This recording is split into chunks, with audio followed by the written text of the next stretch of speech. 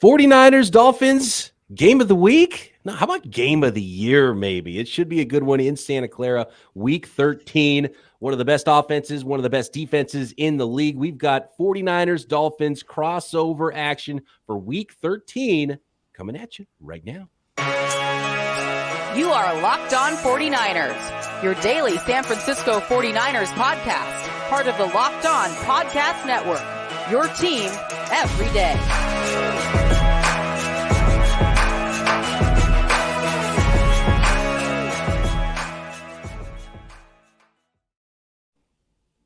Welcome to another Locked On Podcast Network crossover. Locked On 49ers, Locked On Dolphins for week 13. Brian Peacock and Eric Crocker here of Locked On 49ers, along with Kyle Krabs of Locked On Dolphins.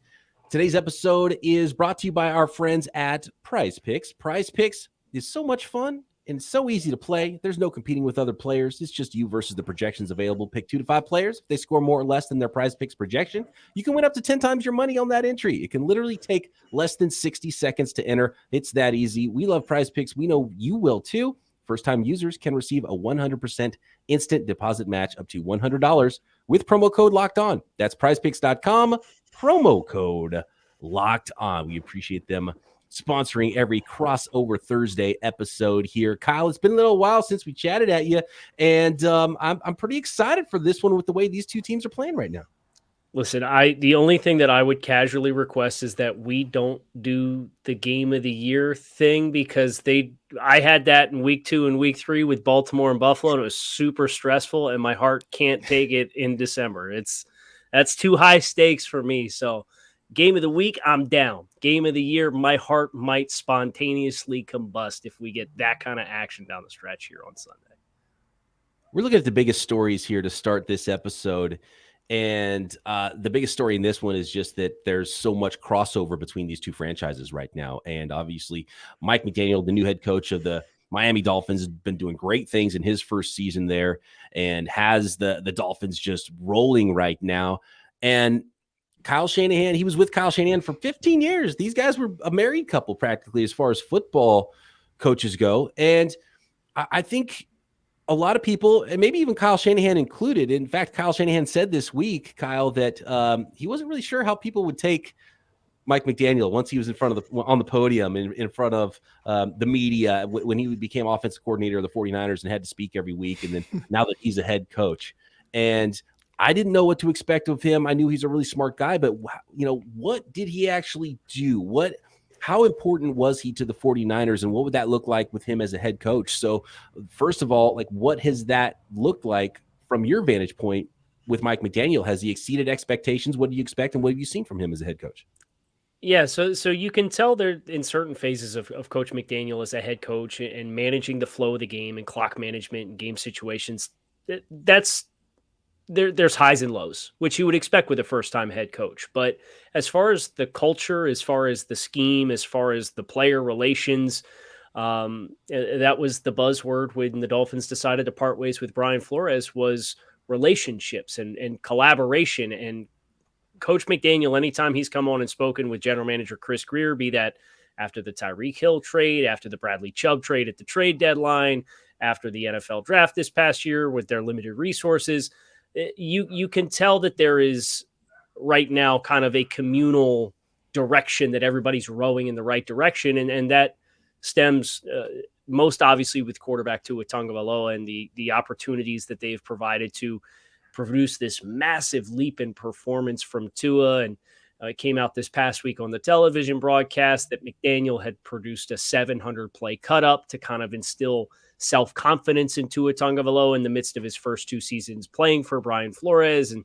the drama that was instilled there about him being replaced, kind of that constant narrative. So I think from a culture perspective, it's been everything the Dolphins dreamed it would be. And then he's instilled an offense that the Dolphins literally haven't seen anything of this caliber from a productivity standpoint since Don Shula and Dan Marino were head coach quarterback combo. The last time they had a top 10 scoring offense was 95.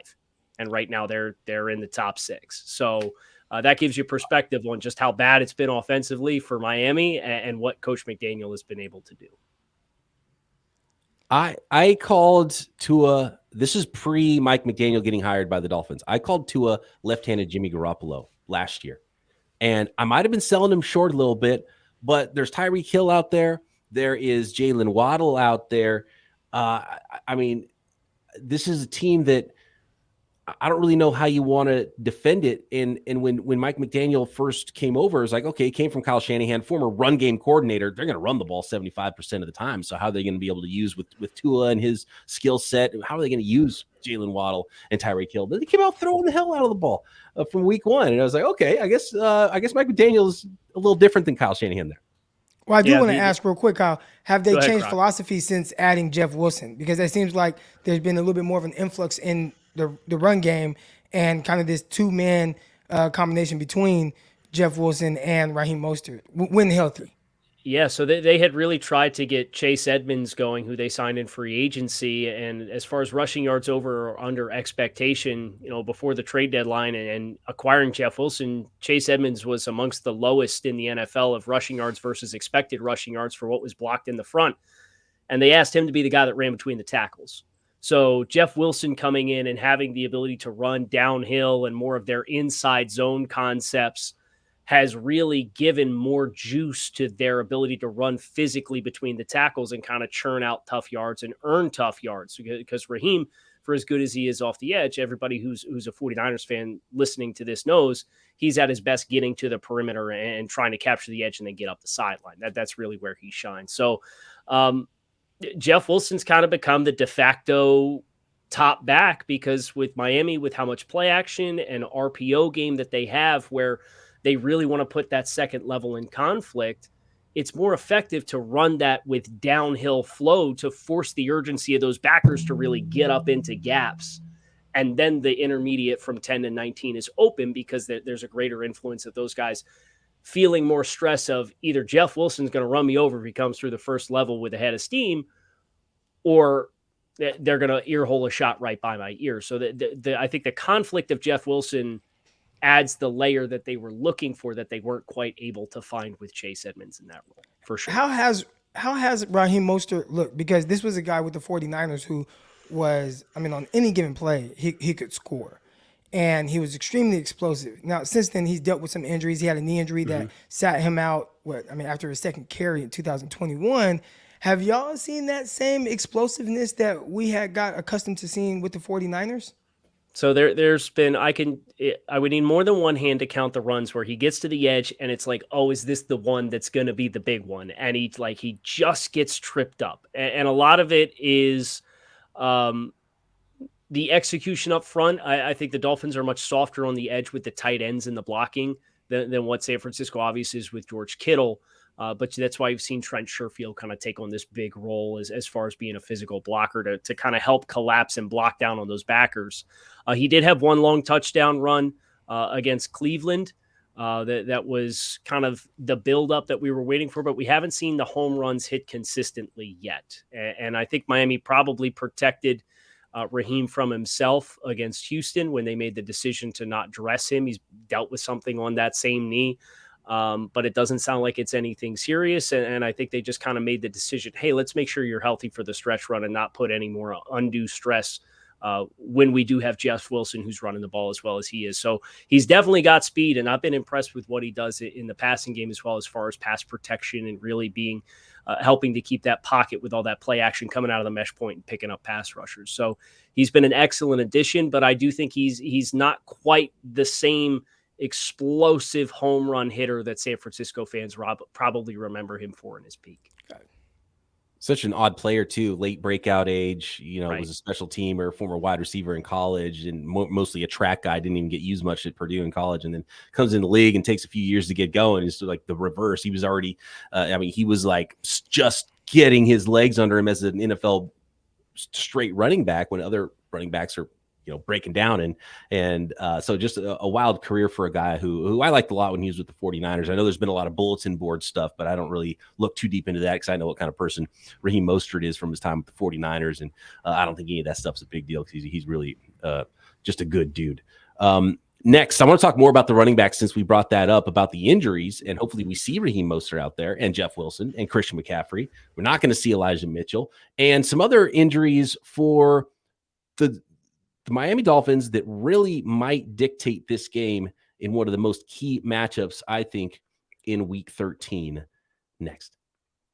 Today's episode is brought to you by Audible. Audible is releasing a new slate of pro football podcasts that we're sure you are going to love. Find Block Forever now wherever you get your podcasts. Block Forever is a brand new podcast from former All-Pro NFL offensive lineman Ryan Khalil and Audible together. Khalil takes the conversation about football to the next level. Sits down with star players like Christian McCaffrey. Christian McCaffrey talking about his love-hate relationship with fantasy football. I've got him on one of my fantasy football teams right now, liking it for the most part. And he's a little banged up this week. We'll see if he plays for the 49ers. Think he will. Coaches, former pros across the league get real about what happens on the field and behind the scenes, inside locker rooms, during team meetings, back at the hotel, even. New episodes of Block Forever are recorded and released every week ahead of Thursday night football. And it's always available for free on Audible or wherever you get your podcasts. Brian Khalil has guests that discuss topics like player psyches, sports betting, playing through pain, being a leader. Nothing is out of bounds on Block Forever. Catch the full Block Forever series available everywhere you get your podcasts. Now, Audible, get in the game. Thanks again, everybody, for making Locked On 49ers and Locked On Dolphins your first listens today. For your second listen, check out Locked On Sports Today. From the games that matter the most to the biggest stories in sports, go beyond the scoreboard and behind the scenes with local experts and insights only Locked On can provide. Locked On Sports Today, available on this app, YouTube, and wherever you get your podcasts. I'm hoping we get to see Christian McCaffrey and Raheem Mostert and Jeff Wilson out there on the field. We're not going to see Elijah Mitchell. He's going to miss 6 to 8 weeks. He had an injury, an MCL injury last week, MCL sprain. So that's it for him.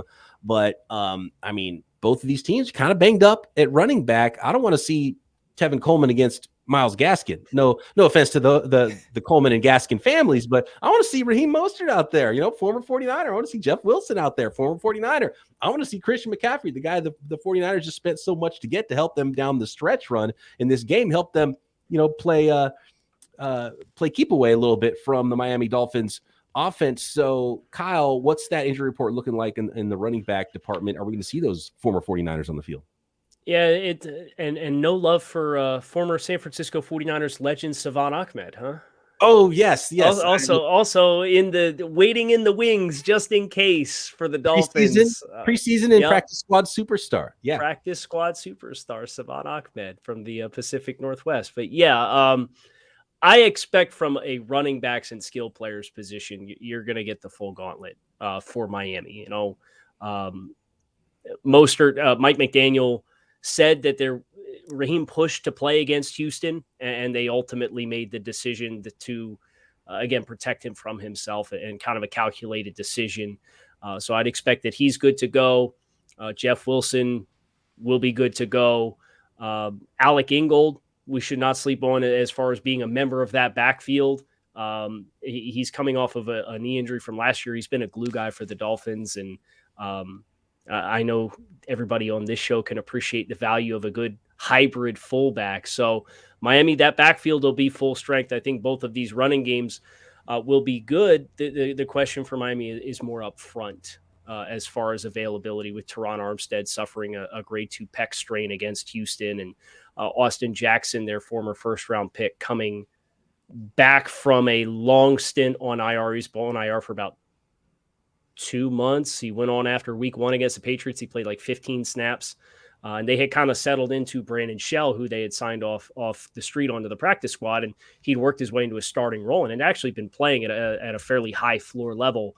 And then coming out of the bye, they put Austin Jackson back in. And lo and behold, with like 5 plays left in the game, he got rolled up on and re-sprained the same ankle that he was on IR for having injured. So Austin Jackson's been confirmed out for this game. I don't know how much of a needle mover that is in the spectrum of things, because he's played like 75 snaps on the season as the starter, with air quotes. But Teron Armstead's the big one for Miami. Now, for what it's worth, Cameron Wolfe of NFL Network has said that Teron Armstead is communicating that he's going to gear up and try to play in this game. And Coach McDaniel said during the Wednesday press availabilities that a high stakes game against another playoff team and an elite player like Nick Bosa, he's going to do everything that he can to try to play. So it sounds like he's going to gear up and try and go, but if he does play, he won't be at 100%.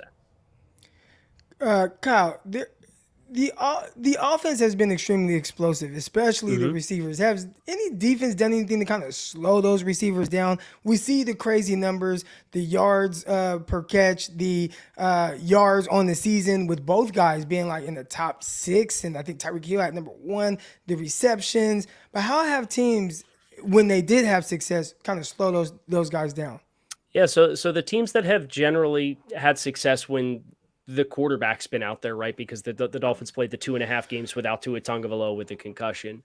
The teams that have largely been able to bottle it have done so by playing quarters coverage. I look at the Buffalo Bills, and the Dolphins played the Bills in week 3, and the Dolphins scored 21 points. They won 21-19, but they touched the ball for, I think, like 22 minutes in the game. The Bills had the ball offensively for an obscene amount of time.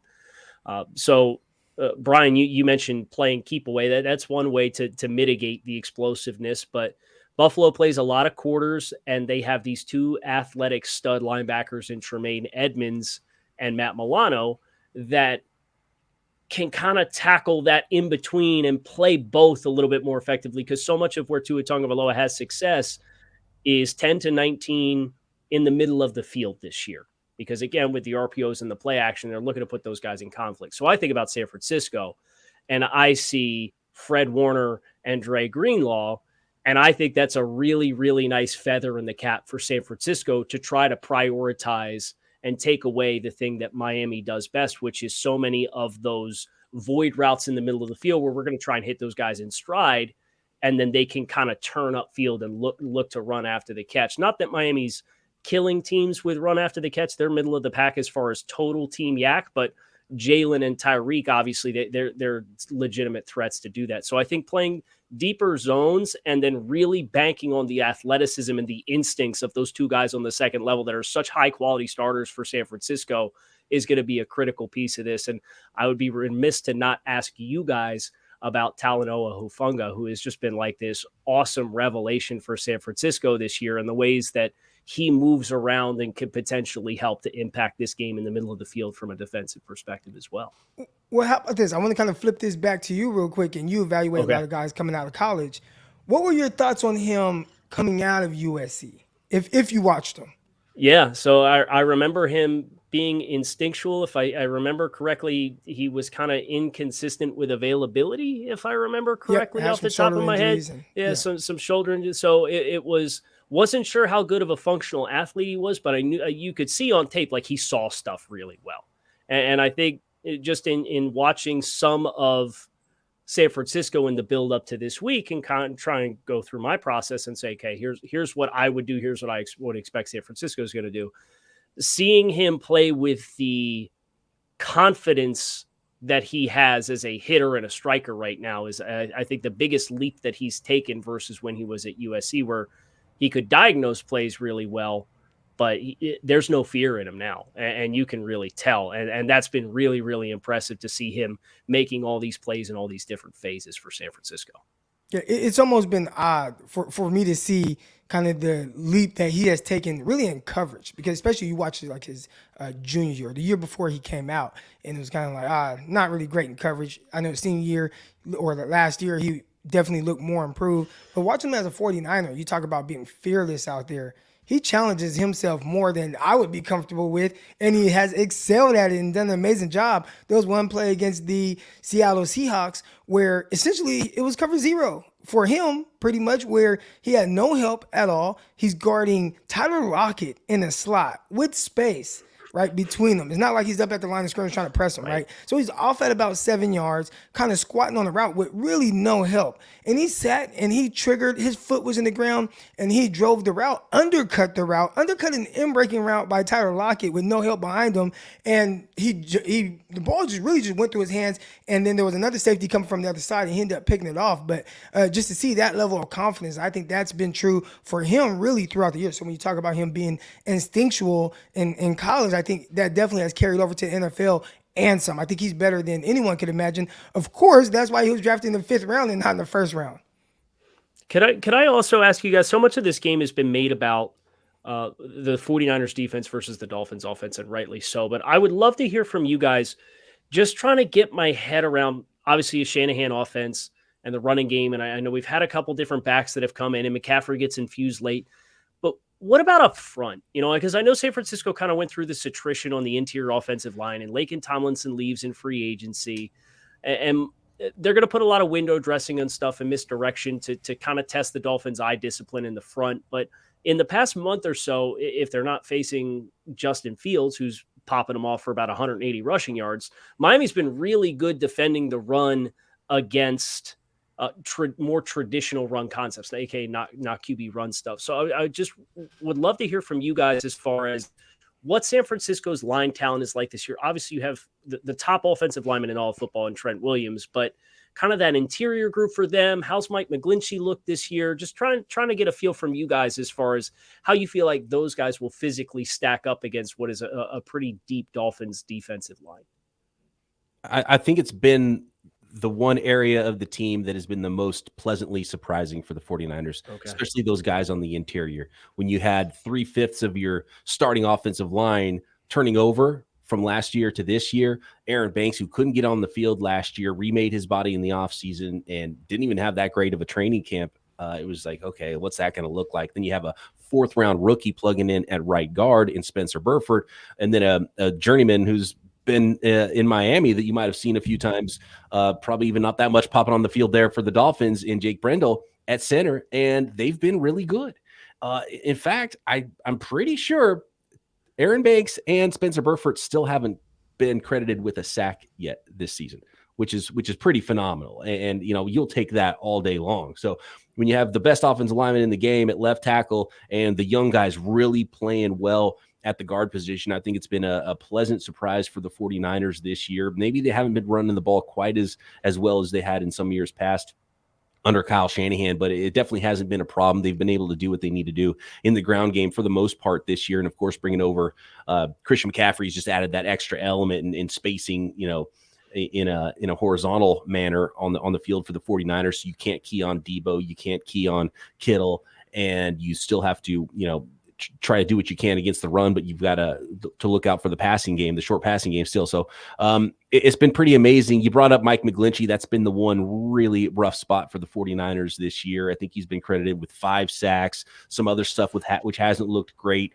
He's trying to overcome that really bad quad injury that some players don't come back from at all. And I think it is hampering him, and he wasn't great in pass protection before, but it was a really good run blocker. And I think he's taken a step down in both of those this year. So if you get the 49ers, you can probably get them over the center with Jake Brendel or against right tackle Mike McGlinchey. And but for the most part, the 49ers offensive line has been pleasantly surprising with all of the turnover so far. Croc, would you agree with that assessment? I would say for the most part, right? If you ask fans about last game, Jimmy Garoppolo was getting hit left and right. And I mean, he was taking shots. And that was something that they haven't really been accustomed to seeing from them. If you go back just one game prior to that, even with J.J. Watt on the field, Jimmy Garoppolo didn't get touched for an entire game against the Arizona Cardinals. So for the most part, yeah, they've been good, but the Saints saw something that they could attack. And it felt like, especially even after rewatching it, they were kind of confusing the 49ers with these different stunts and pulling guys and kind of, pushing one guy to the side and guys coming in. And it was really tough for the young guys for the 49ers to really kind of have any type of groove. And Jimmy Garoppolo, he got hit probably more in that game than he did in any game. So if I'm the Miami Dolphins and I want to, see if there's any type of blueprint to really dominate this offensive line, which again, they have played well, but they can be had. And I think maybe the Saints kind of showed, hey, this is how you do it. Just real quick before we move on, I did want to mention for the Dolphins, obviously trading for Bradley Chubb at the trade deadline. And we've kind of seen this interesting trend, which you would expect when you go out and you get a guy like Bradley Chubb, but the blitz frequency is down a little bit. And they're kind of relying on Christian Wilkins and Jalen Phillips and Melvin Ingram and Bradley Chubb And that right now is probably their most effective group of 4 in the pass rush. And they'll move Jalen Phillips inside on the 3 technique. And they love to twist him and Wilkins and get Phillips turning up an A gap. So just kind of thinking about this 49ers offensive line. And if New Orleans was able to create any kind of miscommunications with gap exchanges and twists up front, would not be surprised to see the Dolphins on the first, 3rd and long come out with that group of 4, play 7 on the back end to try and zone it up and play coverage and really see if they can capitalize and create the same kind of miscommunications when San Francisco's got the ball. Of course, it wouldn't be a Thursday crossover episode if we didn't have some predictions here. So we've got to get to some predictions next. Week 13, 49ers and Dolphins. But first, I got to let the folks out there know about BetOnline. And I'm a little bit surprised at this line right now, actually, guys, because the line started about 3.5 to start the week, and it's actually creeped even closer to the 49ers side. 4 points at home. The 49ers are right now favored in this football game at betonline.net, your number one source for sports betting information, stats, news, and analysis. Get all the latest odds and trends for every professional and amateur league out there, from football, of course, tons of NFL lines, college football, basketball, NBA. We've got soccer. We've got college sports. We've got esports, everything you can imagine sports related at betonline.net. And if you're going to wager your hard-earned money, you want to make sure you're informed and get all the information as well. And you can find all of that at betonline.net. And of course, if you love sports podcasts, which if you're listening to this, I'm sure you do, you can find those as well at BetOnline. Always the fastest and easiest way to get your betting fixed. Get over to the website or use your mobile device today to learn more about all the trends and all the action at BetOnline, where the game starts. So, of course, the marquee matchup here, gentlemen, is, as we mentioned, Dolphins offense, 49ers defense. I believe it's the number 2 offense in the NFL against the number 1 defense in the NFL. And that matchup of, Bosa against, is it, Brandon Shell, is that who he's going to see a lot of? Is Teron Armstead going to play in this game? How much do they move him around? Can they? And I think it's very similar to what you just laid out there with the Dolphins defense, Kyle, in that can the 49ers get home with their front 4 and deploy their coverage guys in the back end, 2 high safeties as much as they need to against this team. I think that's going to be really key for the San Francisco 49ers. I like that matchup for the 49ers. But before we make our predictions, are you a little bit surprised, Kyle, to see the 49ers favored as much as they are? And look, when you're like betting on a game, I look at this and I say, man, I don't know how this game is going to go. I think we're going to learn a lot about both of these teams. So neutral field, that means it's probably a coin flip for me. But then when you put the 49ers at home, okay, you get a field goal. You get that extra point. I'm almost like, how gold is that extra point, if you're getting 4 points instead of 3? Yeah, so I'm not surprised that San Francisco is favored being at home and Miami having to come out to the West Coast, and they're going to stay out there for the 2-week trip because they have the Chargers the following week. So this is going to be a big to-do, and this being at least on the front end of it, you're a little bit more routine with your schedule, but Miami has not been on the road in about a month. So, this is kind of a little bit of an interruption versus their flow in general. And they had to knock a little bit of the rust off coming out of the bye against Houston this past week as well. In spite of what the score in the first half would tell you in that game, I think there were some timing things that the Dolphins would love to get cleaned up. And with the question of Teron Armstead, I take all those pieces of the puzzle together, and I'm not surprised that San Francisco's favored. And these are 2 teams that are playing really good ball right now, right? So San Francisco's won, I believe, 4 in a row, going from 3-4 to 7-4 at this point. And Miami's won 5 in a row. So what do they see? Defense wins championships, right? So maybe that's part of the line here as well. But this to me is going to be the turnover battle, 3rd down conversions, red zone conversions to touchdowns, all of those cliche things. This is a game where they're actually going to mean it. You have to win those things to win the football game. I don't think you could get down in the red zone and settle for 3s and expect to win this football game, because I do think, generally speaking, points are going to be a little tougher to come by. I don't think this is going to be a 40-35 final score. I'm thinking 24-21 or 2017 is probably going to be, when it's all said and done, how the final score ends up laying out here. Croc, do you have an official prediction for 49ers Dolphins week 13? Oh man, this is a tough one because you don't know which way it's gonna go. We talked earlier about kind of both of these teams, and is there a case of fool's gold? I think they're both good, right? Miami Dolphins have not lost a game that Tua has started and finished in it. 49ers, they're on a 4-game winning streak right now. Dolphins on a 5-game winning streak. When you kind of look at the teams that both of those teams played during that streak, it's like, well, it's not super impressive, but I do think both teams are really good. I think the 49ers have a good team, and if the 49ers are what we think they are, then I'd say they win by 3, but I'm not taking them -4 at all. Like, I'm not doing that. Now, my only, I guess, pushback against myself on that is they've done a really good job, kind of, especially as of late, of covering whatever the spread is. So some spreads where I'm like, oh man, 9.5, that's too much. It's like, no, they win by 20. Oh man, 10 points, that's too much. Now they win by 13. So, I guess maybe if you're a betting man, you kind of go with the trends of what the 49ers have been doing and covering those spreads, but it kind of scares me a little bit. I'd say if the 49ers win, it'll be by a field goal.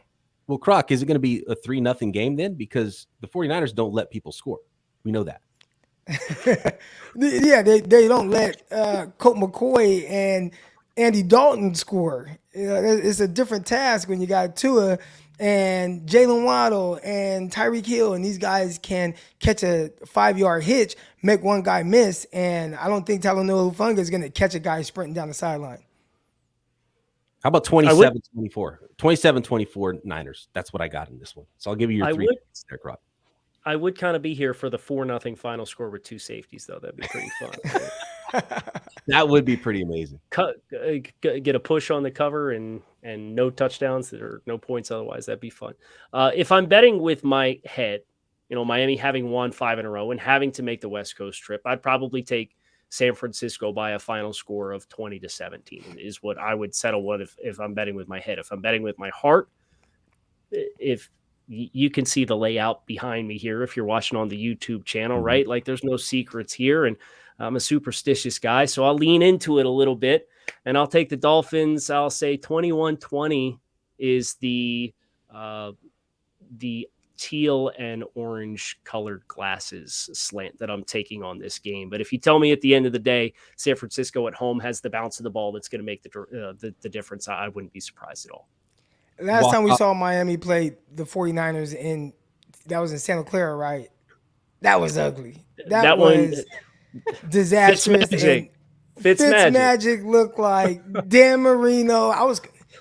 Is that Marino? Matter of fact, I was at a tournament in Arizona and I'm watching it on my phone and I'm like, this can't be real. Like, this can't be real. And I'm watching it, and it's just touchdown, bombs away on the guy named Brian Allen, pass interference on the guy named Brian Allen, throws the ball in between Jimmy Ward and whoever the other safety was. And I mean, it was just disastrous. Hopefully it's nothing close to what that game looked like. I was having trouble at first visualizing what that game was until you brought up the name Brian Allen, and then I realized I just scrubbed that game completely from my memory. That was a disastrous one for the 49ers. I can't wait for this one, guys, because we talked about the opponents, the Cardinals, and whatever the Rams are now, and the New Orleans Saints. Is the 49ers defense that good, shutting people out in the second half of 4 straight games, shutting people out for the last 6 straight quarters? The Texans and the Browns, and I believe also the Rams, right? Who the teams that Miami's also tagged in this win streak: Pittsburgh, Detroit, and Chicago. Oh, Detroit, in addition to Cleveland and Houston this past weekend. So, like, are they just mediocre offense against mediocre defense, or are these for real? So, like, I can't wait to see what this looks like. They're definitely not mediocre, but they're good. But are they as great as the stats make them look over the last 4 weeks? So that's what's going to be fun to find out, I think, on Sunday. Kyle, always a pleasure chatting with you, man. Thanks for doing the old crossover with us today. Yeah, this was a blast. And obviously, we love that we have this on the Locked On Network to have all the hosts of all the shows get a chance throughout the course of the season to touch base with different fan bases. And you guys are great. It's always good talking ball with you guys, and glad we could get together and do it. And by the way, this is number 2 offense against number 1 defense in the NFL, right? This is the number 1 Locked On Network NFL podcast, along with the number 2, I believe, right? NFL podcast. Don't let we exchange every once in a while. You know, we flip flop every 6 weeks. I get one on you guys, but yeah, it's usually San Francisco. Don't let Peter Bukowski of Locked On Packers hear that. By the way, he used to be up there. I don't know where he went this season. He's raising his eyebrow. He's somewhere raising his eyebrow and yeah, he doesn't know why. He's scoffing at that comment there. And also, don't tell Joe Marino of Locked On Bills either, because he's been climbing in the old Locked On rankings as well. But he can't surpass Locked On Dolphins. He can't surpass Locked On 49ers. Come on. All right. Thanks, everybody, for making Locked On 49ers and Locked On Dolphins your first listen. Make sure you check out everything else the Locked On Network has to offer. Peacock and Williamson, Locked On NFL Draft. Check out Kyle doing Draft Dudes.